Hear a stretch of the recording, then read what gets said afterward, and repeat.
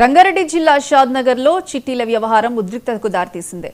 పెంజరలో చిట్టీల వ్యాపారం నిర్వహిస్తున్న లచ్చిరెడ్డి దగ్గర అదే గ్రామానికి చెందిన బాలకిషన్ చిట్టి వేశాడు. అయితే చిట్టి డబ్బులు తీసుకుని కొంతకాలంగా చెల్లించకపోవడంతో లచ్చిరెడ్డి డబ్బులు అడిగాడు. దీంతో ఇంట్లో చెప్పా పెట్టకుండా బాలకిషన్ ఊరి నుంచి పారిపోయాడు. అయితే ఇదే అదనుగా భావించిన లచ్చిరెడ్డి డబ్బులు ఇవ్వాలంటూ బాధిత కుటుంబాన్ని వేధించాడు. డబ్బులిస్తారా లేదా ఇంటికి తాళం వేయాలా అంటూ బెదిరింపులకు పాల్పడ్డాడు. దీంతో తీవ్ర ఆవేదనకు గురైన భార్య మౌనిక ముగ్గురు పిల్లలతో కలిసి సిఐ నర్సయ్యను ఆశ్రయించింది. దీనిపై కేసు నమోదు చేసుకున్న పోలీసులు విచారణ చేపట్టారు. మా పెంజల గ్రామంలో లచ్చిరెడ్డి దగ్గర 9 చిట్టీలు మా ఆయనతో నేయించుకున్నాడు. అవి లేపి మాకు ఇచ్చింది లేదు, చేసింది లేదు.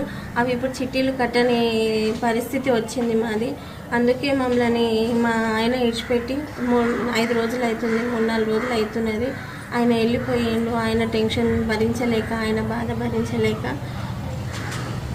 ఆయన ఇంకా ఇప్పుడు ఆయన నుంచి మాకు లచ్చిరెడ్డి అనే వ్యక్తి అది ఆయన పైన కంప్లైంట్ ఇచ్చినాం పోలీస్ స్టేషన్లో. ఆయన నుంచి మాకు రక్షణ కావాలి, ఆయన